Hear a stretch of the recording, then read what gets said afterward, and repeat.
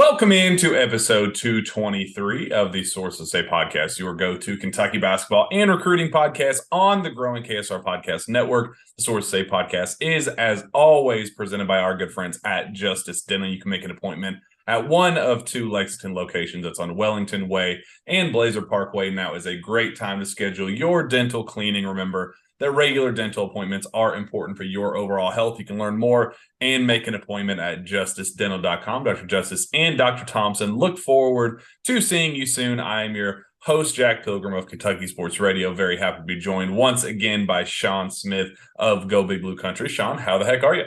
I'm fantastic, Jack Pilgrim. How are you?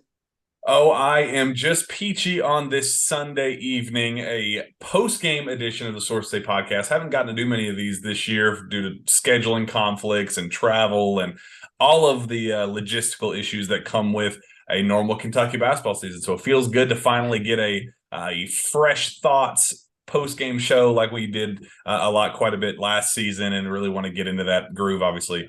Going to SEC play and all that good stuff. But a big one, a huge one for Kentucky, Shawn. Kentucky finally gets that big game monkey off its back after two different chances against Michigan State in the Champions Classic, and then at Gonzaga. Kentucky finally gets the job done over the pond or across the pond, defeats Michigan by a final score 73-69. What were your initial takeaways of the win?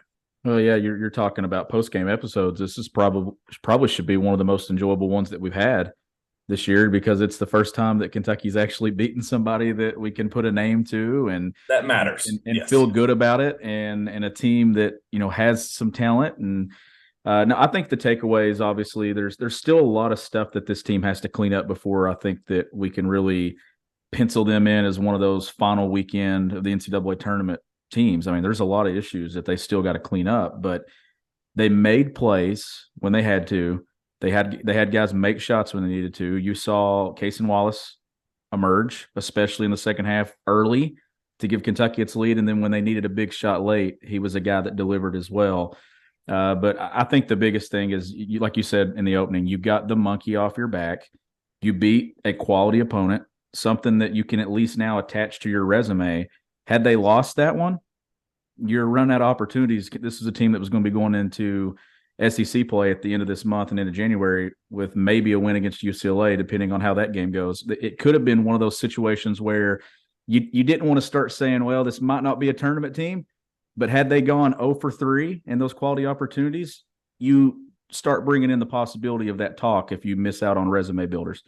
Yeah, and I said on a couple of different platforms that this was a must-win for Kentucky, and I know some Kentucky fans kind of took that and kind of scoffed at it, like, we're 8 games into the year. There's no such thing as a must-win this early, but it's a must-win in terms of, if you want this team to be the team that we kind of wanted, we're expecting it and kind of demanding it to be going into the year. Like, I know there are some fans that are just kind of in this fantasy land, everything's going to work out just fine, but this is this is a very crucial season for Coach Cal. This is a very crucial season for the program to get back to that to at least shoot past the first weekend at minimum in the NCAA tournament. This is a massive, massive opportunity with all of the pieces. I don't care how the season unfolds. I don't care if it's an opening night, opening weekend loss again in the tournament. This team has the pieces to win it all, and I'll go talk till I'm blue in the face, trying to express that. They have all the pieces. They have,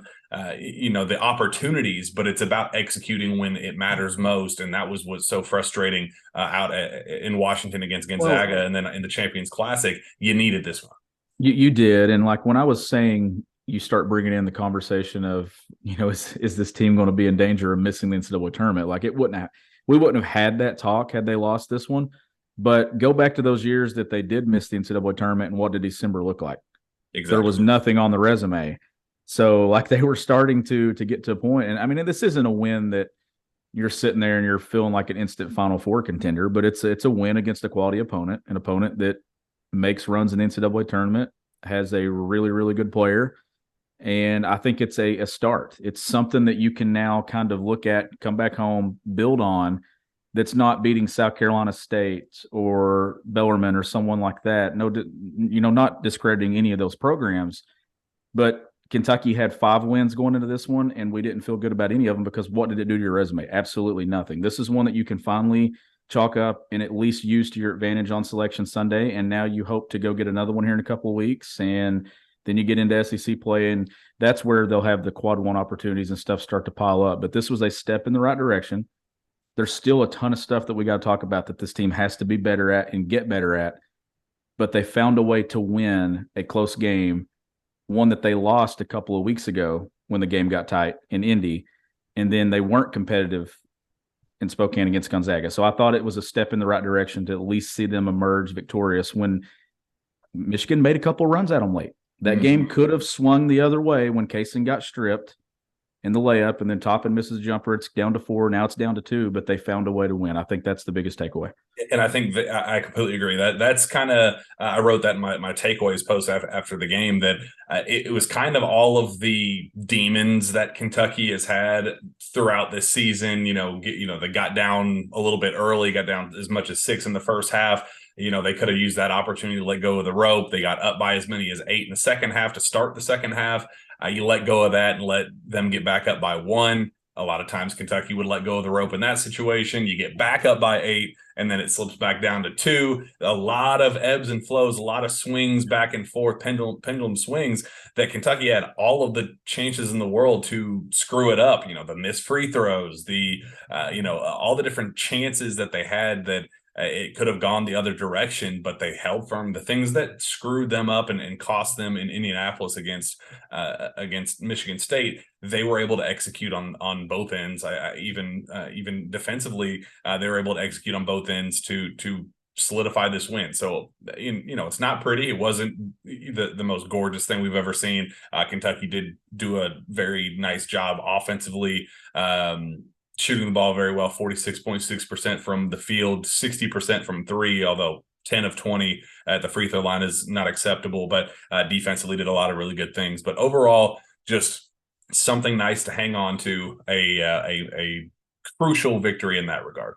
Shawn, in particular, I thought Kaysen Wallace, you mentioned earlier, his big shot there with 1:11 to go, absolute dagger there to put it up 5 and essentially put it out of reach for Kentucky and seal the victory. Xavier Wheeler made some big plays there midway through so basically to start the second half, Kaysen put Kentucky up 8 by himself, went on an 8-1 run by himself, and then Xavier a little bit later with Kentucky up 2, went on a 6-0 run by himself and put Kentucky back up 8. So second half really sparked by Kentucky's duo of guards. They both put up really impressive numbers. Kaysen Wallace finishes with a team high 14 points, 5 of 8 shooting, 4 for 4 from 3, 8 rebounds, 4 offensive, Shawn, which is absolutely unbelievable. 5 assists, 1 block, 1 steal, and just 2 turnovers in 36 minutes. It's about as good a performance as you can ask for. And then Xavier Wheeler, 11 points, 4 of 10 shooting, 1 for 2 from 3, 7 assists, 3 rebounds, 1 steal, and 3 turnovers in 37 minutes. Yeah, the Cal definitely played those two a ton of minutes. Xavier 37, Kaysen 36, and then Oscar, I believe, was next with 31 minutes. So you kind of see how I think this is going to go this year, that those two dudes are going to be the guys in the backcourt there playing a lot together. And Kaysen provided the burst there early in the second half that I think ultimately was the separation that Kentucky needed that eventually won the game, was that start to the second half. Like you fight and you fight and you fight. You mentioned that they got down 6 there early. I believe it was 17-11 midway through the first half, and a lot of stuff not going in their favor. They battled back, got a 1-point lead going to the half, and then the great start to the second half, him hitting big shots, the runner late in the clock, the couple of threes there, the 8-0 run of his own. I thought that was a big deal for the freshman, and then an even bigger deal to be able to come back. He got quiet there for a stretch offensively, then close it out with the big 3 late. But I want to talk a little bit about Xavier, and I tweeted about it, and I didn't want people to think that I'm like crushing Xavier. Like, I don't blame any of the things. A lot of the stuff that Xavier does offensively down the stretch, I don't blame on him. I kind of lay it at the fact that Kentucky gets so stagnant that I think a lot of guys look at Xavier and say, I don't want this, you go get it. And then he's having to drive downhill and kind of just throw it up on the glass and try to make a play. And I think it gets Kentucky in trouble the last couple of years. What I was saying is you got to give him credit for hitting some of the shots and some of the plays that he made, I just don't think that's the recipe to get where you want to go. I think that that's going to lead to a frustrating spring again, and us on this platform questioning what in the hell's going on. And I don't want to do that again. Like I don't want to relive anything like last year. You give him credit for the plays that he made. He had to make those today. I just don't think it's setting him up to be successful long term, and I don't think it's setting this team up to be successful long term. Now, is he going to have to do that from time? Yeah, things happen. Of course. But it feels like every time late in games when it gets stagnant and they're trying to grind it out, it ends up with him trying to snake his way downhill into a bunch of traffic. And that I just don't feel like that's what Kentucky needs to be doing late in games. And I think a lot of that is their identity right now. I still think they're trying to figure out what they want to do and how they want to do it. But we also thought that they established an identity last year, and it still led to that being what it was late in games, in close games. And I think that's where some of the frustration comes from, I guess, on my end, when you do bring up a criticism like that and you do go, that's not a recipe for success. Or you bring up the idea that Cason Wallace might be the guy that you kind of hand the keys over to as the season progresses, as that initiator, not with 3 seconds left on the shot clock, somebody that you kind of say, let's start to get this thing rolling, 17 seconds left in the shot clock, whatever it may be. I do see an argument for that, but shoot, I would see an argument for Xavier being that guy if you get things rolling earlier and put those guys in better positions to set up shots on the outside. But to force him to create for himself and set up Xavier needs to be the starter, not the finisher. Yeah, in my opinion, when it comes to late clock situations. Like I said, you're going to have situations where the ball's going to get stuck in his hands at times, and he's going to have to go make a play late in the clock. But it feels like that they get into that situation a lot more often than what they should. Mm-hmm. And it feels like it's always at like key moments of the game. Late first half, he made a play like that. And then late second half, made a play like that. I do think that that's going to be Cason, and I do prefer Cason over in that role just because of his size. He can rise over top of somebody and score. Xavier, I still like him. I still think he brings a lot to this team when he's at his best. And it worked out today. But how many times have we seen that not work out? And that's why you can't get false hope that that's going to be the way it's going to go every time. Like, he's not going to bail him out and throw up a prayer late in the clock and hit a three. And I guess the other side of this, too, is there were a couple of out-of-bounds sets where there were 4 seconds or less on the shot clock or on the clock. And the ball was going into Xavier. One time he drove from right wing left and got to the free throw line there in the second half. And then there was another one. I can't remember how it unfolded, but I'm thinking, is that the option that you want to be throwing it to? Because that's putting him in a spot to where he's having to chuck up a shot that's not his part of his game, but Kentucky keeps giving him the ball in those situations. Does that make sense? Mm-hmm. And I just don't think that's the game plan. But you don't want him as the trigger man because he's smaller and they can kind of suffocate him there throwing the ball inbounds. I don't know. I just feel like that a lot of times it's kind of they look at him and like, just go do something, go make a play, get downhill and do something. And I just don't think that that's going to be – I don't think that's going to get Kentucky where they want to go, Jack. I don't. More often you're going to see the drive to the rim, kind of throw it up over his shoulder, barely touch rim at the end of the shot clock that we saw there in the second half, where we went, what are you doing? Yep. Why are we doing this? Then you're going to get the heave from 23 feet at the top of the key, and then the kind of fade away from the right elbow, which admittedly looked fantastic. The spin move into the right elbow jumper, it looked great in slow motion and on replay. At the moment, I was like, "What are you doing, dude?" It ended up looking a lot better second time around, but still, it's not setting him up for success. And I got it. Like I said, you got to tip your hat to him because he did make plays today. I don't think they win that game without him making plays down the stretch. But had those not gone in, we're having an entirely different conversation right now about this basketball team. So him making those shots to me doesn't change anything about what I think Kentucky needs to do late in games and late in clock. Yeah. It's not like now that he's done that I'm going to say, okay, let's run everything through Xavier late. Yeah. Like that. No, like even if he does it the next game, I'm still not going to say, let's run everything through Xavier late, because I just don't think that that's setting them up. I don't think it's setting him up. But the biggest thing today is they got to win.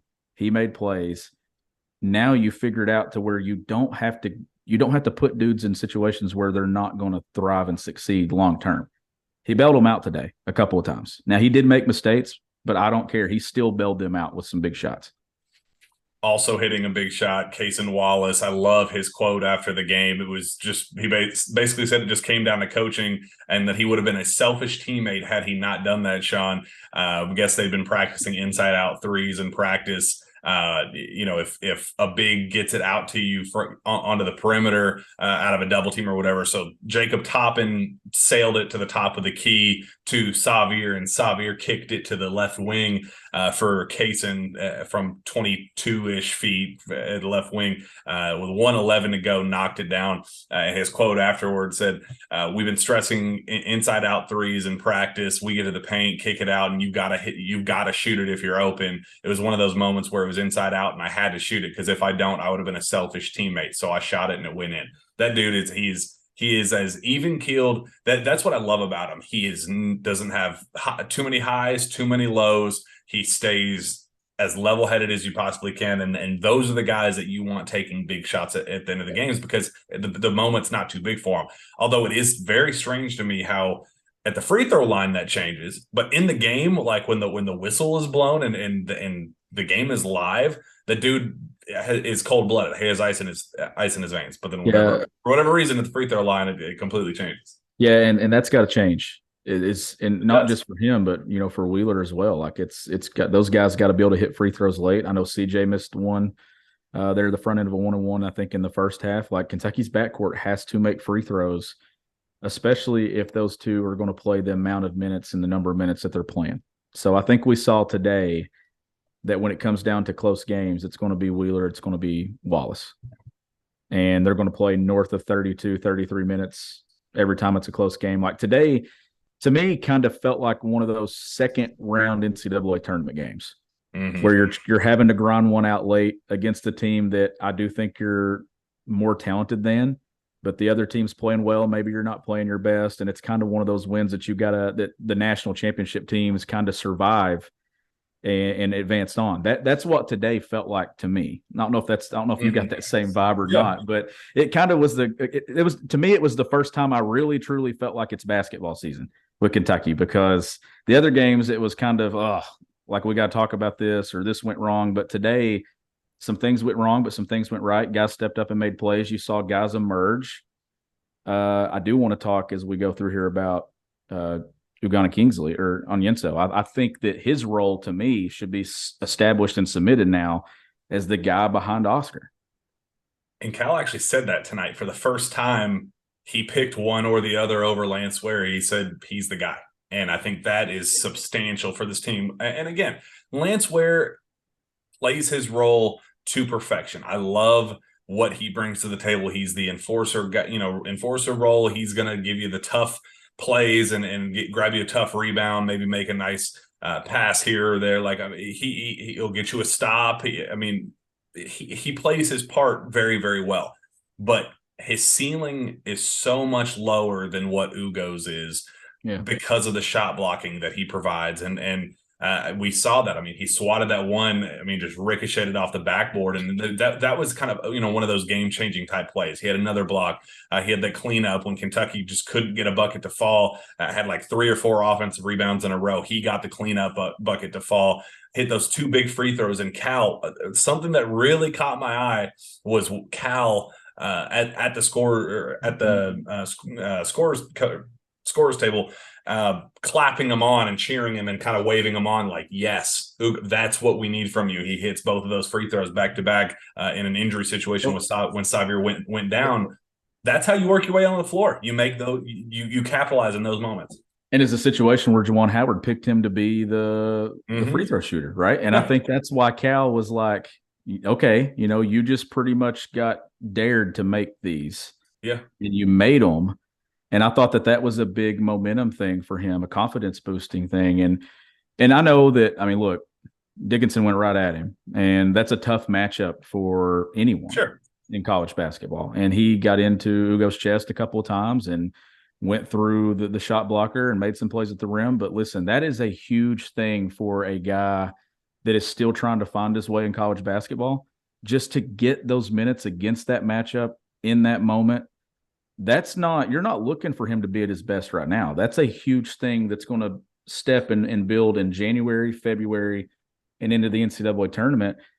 The one thing that I did disagree with late is I didn't understand why Cal went to Lance so late in the game. Made no sense When he had whatsoever. no moment, he had no flow, no rhythm at all in this game, and then you go to him in one of the most critical moments of the game. I just didn't see the point in that. And Well, he had other no than feel maybe against Hunter Dickinson, who had been destroying the entire second half. you go in and put him against the best player on the floor on that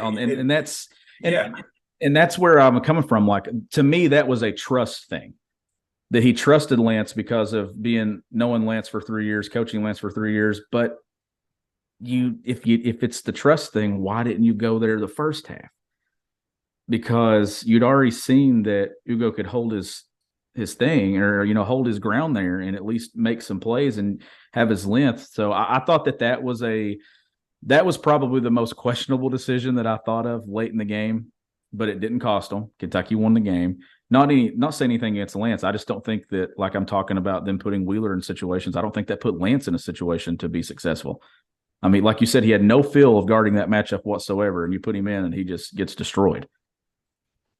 Yeah, that was one that I definitely shook my head quite a bit at. I was like, well, I maybe you live and you learn. There's a reason that he only played 2 minutes, and then Oscar came right back in, and that was the end of that. But another guy I want to make sure that we address, Jacob Toppin. I thought he did a lot of really good. He actually won the stupid most important impactful player belt, or whatever the new shtick thing that Cal's going for with that. He won the belt after what I thought was a really, really poor first half performance.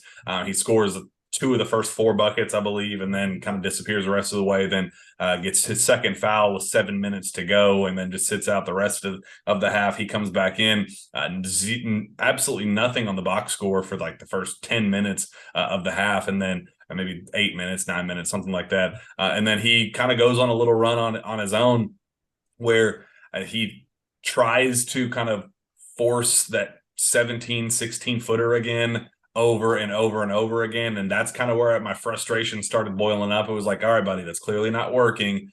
Why are you're going to shoot Kentucky out of this game. And then admittedly, he made the 4th one. And then he caught a lob on the left side, and then he had that kind of up and under finish, I think, for the and one. And yeah, I thought he played really, really well, made some clutch free throws there at the very end of the game. But that's kind of what you expect out of him. He needs to be a guy that you don't want him floating on the perimeter. You don't want him just jacking up mid-range jumpers just for the sake of doing it. That's not where he's at his best. He's at his best when he's attacking and using his size and his length and his athleticism to his advantage. It was kind of one of my biggest gripes after the Bellarmine game. I just didn't think that he used that until late. And he was like, oh, the guys I'm going up against are 6'5" and I have no vertical. Why aren't I capitalizing on this? And then he finally did for that brief stretch. I want to see that for a full game. I don't want to, I want to see him hit those mid-range shots and even take a 3 or 2 every once in a while in the momentum of the game.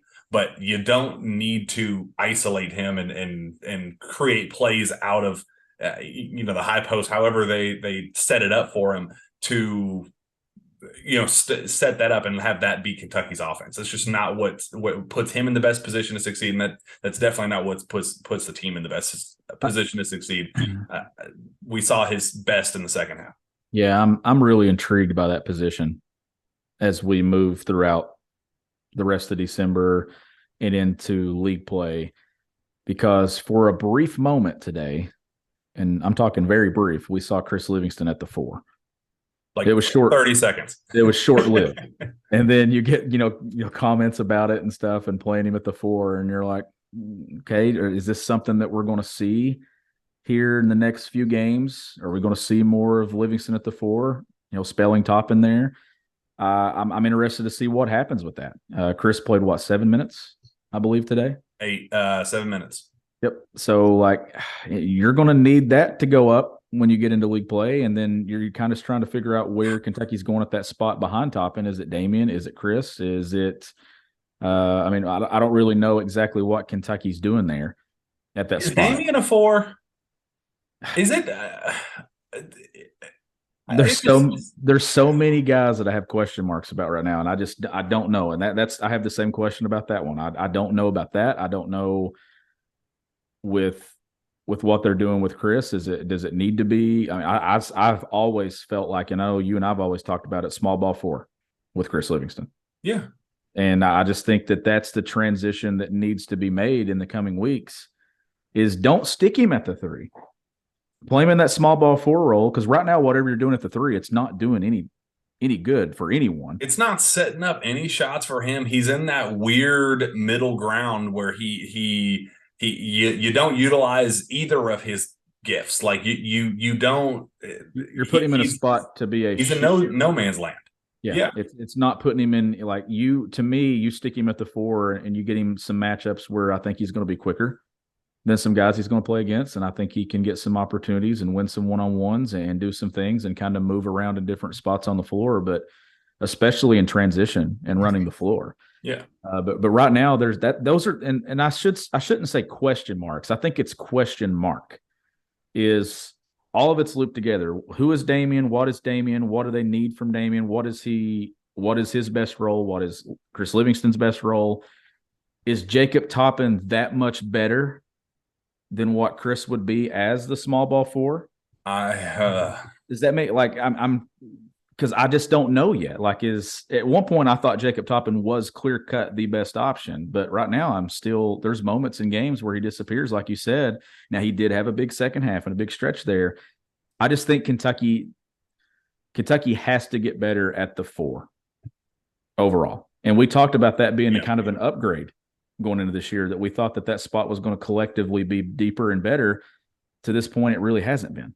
And what I'm concerned about is Chris Livingston losing his spirit with all of this and, tuning out the city. You lose yourself within the game by playing in the game, but you also lose yourself by not playing in the game. And you don't have that same engagement. You don't have the same, and that's where you enter the game, the old Dante Allen. Then you enter the game, and that's where the defensive miscues come from, and the misrotations and the assignments, and kind of turn around and go, oh, where the hell did my man go? That's where you kind of lose that engagement, and that's just something that can't happen with Chris. You got to keep him in the loop, keep him engaged. And I understand Cal mentioned that specifically after the game, said, yeah, that is something that I have to work toward and make sure he knows what his role is here, because right now, you couldn't flat out tell me what is Chris Livingston on this team right now. You cannot tell me what his role is. You can't tell me what he provides to this team.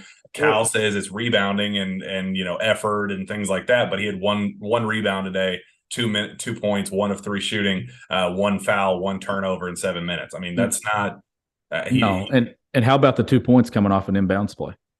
And it was beautiful. And did you notice there's been some different inbound situations and some looks to where they're trying some different things. And one there, I believe it was in the first half, they ran some action and they got Xavier the ball, and he drove and ended up driving right into Onyenso. And I don't know exactly how that play was supposed to develop, but there was some screening going on. It looked like they were trying to get maybe a lob at the rim or something, a cross screen or some action there. So honestly, I got to give Cal some credit.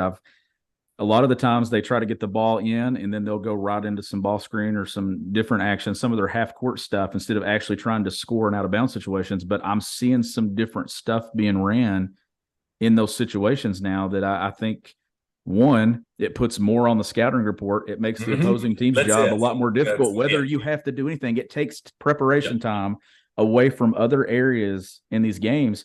Just throw some stuff out there, whether you score off it or not. At least make them waste 15 to 20 minutes of practice time preparing for something else. Yeah. Throwing the arm up to Jacob Toppin, whoever your 4 is. I mean, has been since PJ Washington, since even before that. But the PJ, you go back to Terrence Jones. Yeah, you go back to Terrence Jones, and I'm telling you, they've been running the same stuff for years. And no coach, I'm willing to bet, no coach goes over inbounds under the basket inbound situations against Kentucky. Nobody goes over it because you don't have to defend it. I mean, there is nothing to defend outside of can we find somebody that can have an outstretched arm further than whatever our power forward is. Yeah. Yeah, that just I kind of thought is that what was a breath of fresh air. I really did. it very much was. How about Antonio Reeves kind of exploding in a name In a brand? big game. We've seen him go up against School of the Blind, North Institute of Technology several times, but we have not seen him score like this against meaningful competition. Very refreshing to see him go for 11 points, hit 3 threes in the first half. Really kind of ignited things for the Cats in the first half, quite a bit. Finished 4 of 9 shooting overall, 3 for 4 from 3, 4 rebounds, 2 assists. He did have 3 turnovers that needs to get cleaned up, but in 26 minutes, he definitely stepped up. Still waiting to see CJ Frederick do that. He had 3 points. His 3 touched every part of the rim before falling in. I did like, though, that the bench exploded when that ball fell. CJ needs that confidence. He's in a little rut himself. He needs a confidence boost because you don't want to see him kind of phase out, because he is such a valuable asset to this team. And I know there are some Kentucky fans droning on, going, "Oh, he was so overrated as a player coming in here. We shouldn't, fool's gold this." Like, no, he's a 47% career 3-point shooter for a reason. He has a role in this team, and he's going to be a very, very, very valuable asset. We just got to see him start making shots and build that confidence back up. So I like that one fell for him, but it was not enough in 15 minutes play. It wasn't, and that's another thing that I looked at today was the minutes and how those minutes played out. Reeves played, I think, 11 more minutes than he did. Did he get the 26 minutes? I'm not sure. I've had it pulled up a second ago. Reeves got 26. 26, and CJ got 15, and then the other 2 guards played 37, 36 minutes. So you're starting to see a rotation breakdown and how some minutes are going. And the thing with Reeves, and you mentioned that's a couple of games now, but that's the first big game where he's hit shots. Mm-hmm. I thought that was a step in the right direction, but you had the game a couple of weeks ago where he had the really good first half, day before Thanksgiving against North Florida, and then didn't do anything the second half. He had a really good first half today. He didn't do anything in the second half. I think he had 1 bucket. I think that has to be more consistent across 40 minutes than over 20, because there's going to be games in SEC play where they're going to need him to knock down some shots in the first half, but you're also going to need him to knock some shots down in the second half. And one of those two, you're hoping both of them, but one of those two, Reeves, CJ, I think they have to emerge and be Kentucky's shot guy.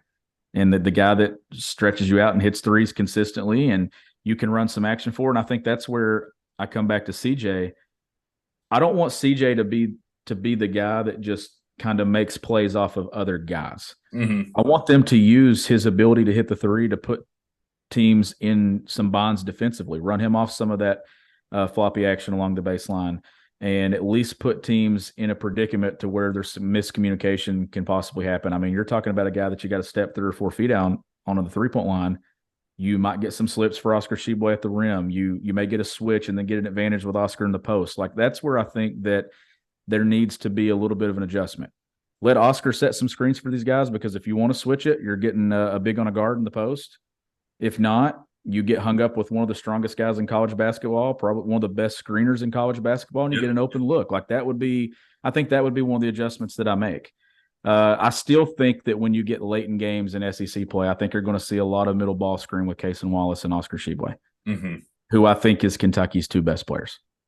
And I think that that's going to put teams in some situations to where you could have some breakdowns defensively. And I thought Cason, honestly – we talk about the shot he hit late that ultimately won the game. I think one of the most encouraging things that I saw him do today was the first possession of the second half, where it was late in the shot clock. He made the floater and made a big play that Kentucky needed to get started. I thought that was the biggest one to me, because that was a play off the bounce in traffic, late in clock, going and getting your own. He got some dog in him, man. He's going to have a triple-double before the year's over, too. He said that too. I think after the game that he got close. What was he? He had 9 and 8 in one of those games on top of 15 or whatever it was. And he said that. He said, "Oh, there's only been 3 in Kentucky history. I'm gonna go get me one." Well, and too, and one thing that I want to see from him, and I don't know if you've noticed it or not, but I think that we've talked a lot about his defense, and I think it's great in spots, but I think he's still leaving a lot to be desired, especially when it comes to off the ball defense. I've seen him get lost a couple of times, Jack, and I don't know if that is kind of just maybe losing attention to detail when it comes to the game. Freshman mistakes a little bit, but I think he has potential to be just as good off the ball defender as he is on the ball. But I think that maybe that's a thing where in high school you can kind of get away with some poor technique and things that He he's makes not up for it with his recovery speed exactly and those that he's not those able to get away with at this level of basketball. So I think that's an area defensively. If you turn on the tape and watch him, and go back and watch a game or two, and I think that there are some breakdowns happening there, but his instincts and everything, he's going to be okay. And I think Isn't that that that's an area of his game scary that's going to to get think better and about? better. Isn't that just sick to think about that he's as effective as he is on both ends right now, and just to think he's 8 games, like it's so easy to kind of get carried away and go, oh, he's your best player, you got to run this for him and things, and then just kind of take a step back and go, oh, he's 8 games into his college basketball career and still going to make dumb mistakes that all freshmen make, and we still have potentially as many as 32 more games with this kid. Like it's just so fascinating how He's got advanced he is. the highest ceiling on this team Yeah. from now till March. And maybe the highest floor, which I think is the most Yes. And incredible the part. other thing too that I like about him, his demeanor doesn't change. Mm-hmm. Nothing affects him. Like his facial expressions, his body language, I don't see it change. Like I see a guy that's not phased by.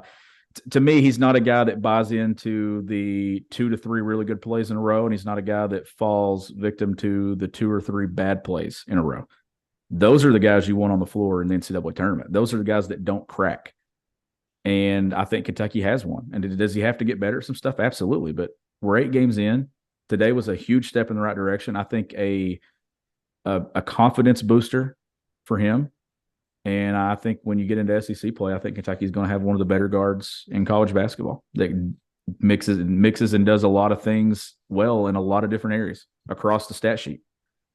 Can't say I disagree. Let's get out of here with this. Head-to-head matchup, Oscar Sheboy and Hunter Dickinson. It's kind of one that everybody had circled on their calendars, early in one of these early seasons matchups. Oscar finished with 13 and 14, and then Hunter finished with 23 points, 9 rebounds, and a couple 3 blocks. So I think counting stats definitely favored Hunter, and he definitely took things over in the second half, had 15 points there. But I still thought Oscar was effective. I think he did a lot of good things, found kind of the holes that he could, and try to impact the game the way he could in those given. I liked his baseline jump shot there in the second half.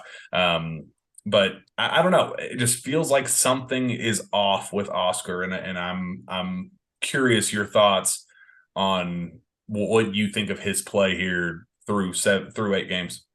Something is definitely off. It feels like, and I mean, look, his numbers last year were just unreal, right? I mean, you're talking just ridiculous numbers. And I think that we've said this a couple of times that realistically, you probably expected a dip this year. I mean, we're still talking about a guy today that in 31 minutes goes for 13 points, 14 rebounds. Mm-hmm. I mean,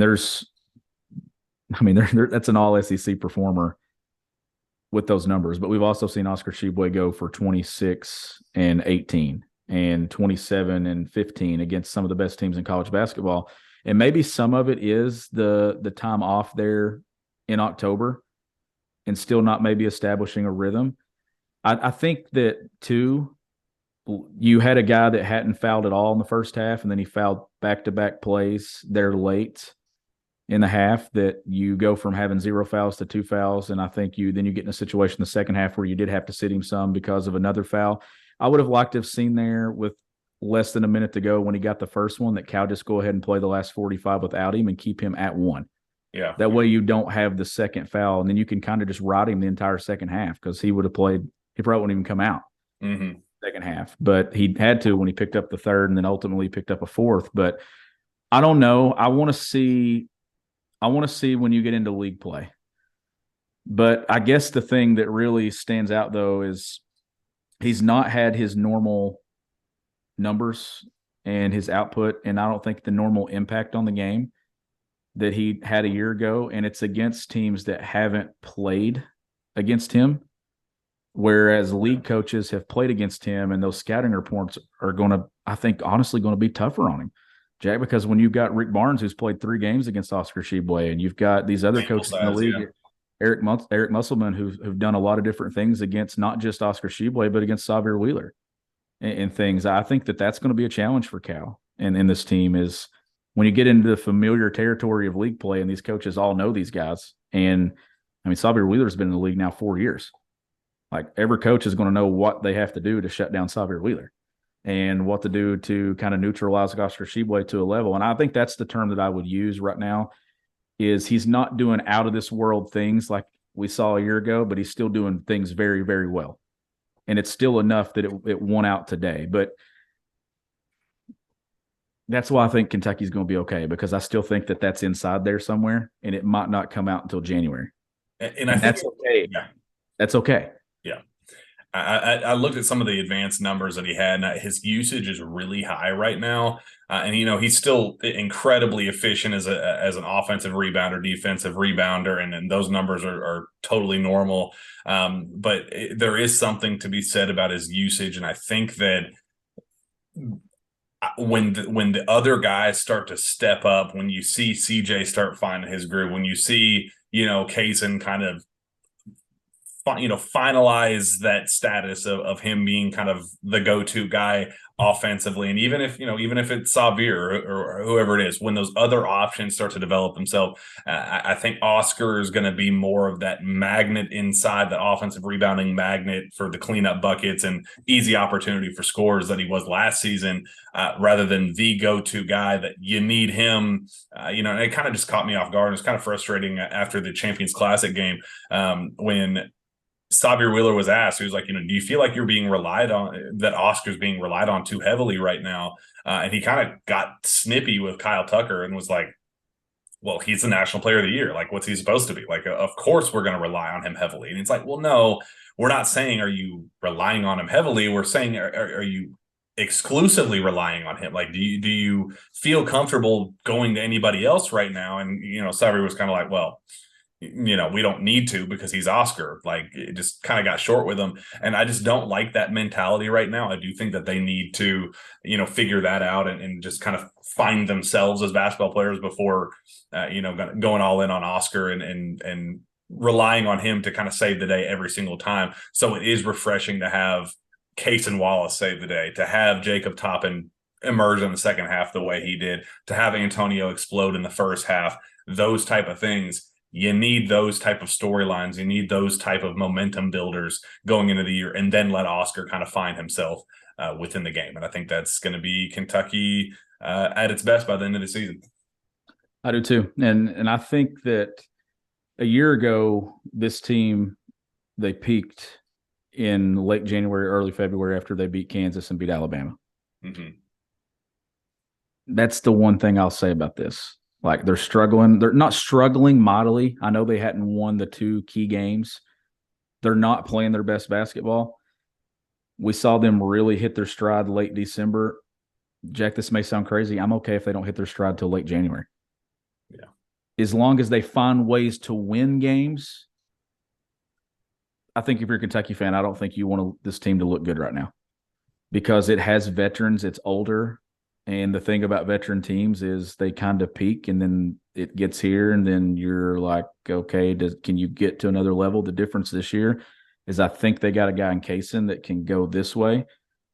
If they can find whatever that role is for Chris, I think that you got another guy. But look at North Carolina right now. Everybody thought North Carolina was just going to be penciled in to be a national champion and a Final Four team, and they're struggling to win basketball games. And you're talking a team – losses. 4 straight losses. Now you're talking about a team that should probably be out of the top 25 with 4 straight. Number 1 to outside the top 25 in the span in a week. Yeah, week. Yeah, from Thanksgiving till now. So things could absolutely be worse. The sky's falling in Chapel Hill right now. It's not falling in Lexington yet. And I think today was one of those things where it's not going to be enough to get fans like, all right, this is a national championship team. But I think it was a step in the right direction for the first time that I think fans probably lay their head down tonight and say, okay, it feels like basketball season. And I think that that's a good thing. And the fact that Louisville can't win a basketball game and starting to wonder if they'll even win a basketball game. Are you starting to feel bad for them? Because I'm not. I no. I just it's kind of one of those, they made that bed by building that roster, and we said it, like we called that from day one. I'm like, I don't, they don't have a point guard on the roster outside of L. Ellis, and he's a selfish me first point guard, score first point guard. That's a recipe for failure.